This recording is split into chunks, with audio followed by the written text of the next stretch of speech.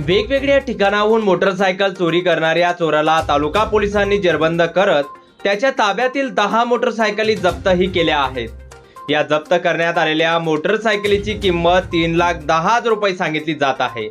ही दमदार कारवाई तालुका पोलीस ठाण्याचे पीआय प्रमोद पाटील यांच्या पथकानं केली आहे।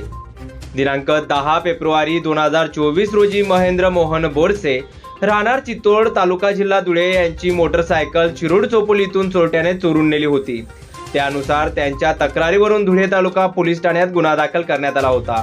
तर नमूद घटनेची माहिती प्राप्त होताच पोलीस निरीक्षक प्रमोद पाटील यांनी गुन्ह्याचा तपास पोलीस उपनिरीक्षक ज्ञानदेव काळे यांना सोपवून स्वतंत्र तपास पथक तयार केली व पोलीस अधीक्षक श्रीकांत थिवरे, अप्पर पोलीस अधीक्षक किशोर काळे, उपविभागीय पोलीस अधिकारी साजन सोनवणे यांच्या मार्गदर्शनाखाली पथकानं तपासाची चक्र जलद गतीने फिरवली।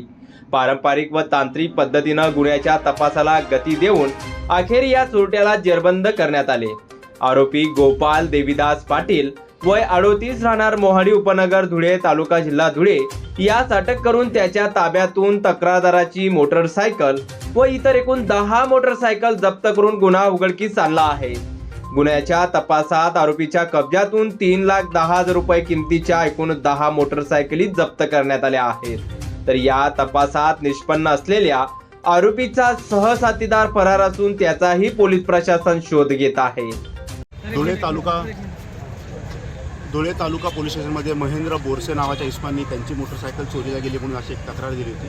त्या अनुषंगाने सिनियर पीआय पाटील यांच्या टीमने त्यांना एक टीप मिळाली असता त्यांनी आरोपी गोपाल देविदास पाटील वय 38 मोहाडीनगर धुळे या आरोपीला अटक केलेली आहे आणि त्याच्याकडे एकूण 10 मोटरसायकल आपण आज हस्तगत केलेला आहे। त्याचा एक साथीदार देखील आहे, त्याला देखील आम्ही शोधत आहोत आणि तो मिळाला अजून मोटरसायकल जप्त होते।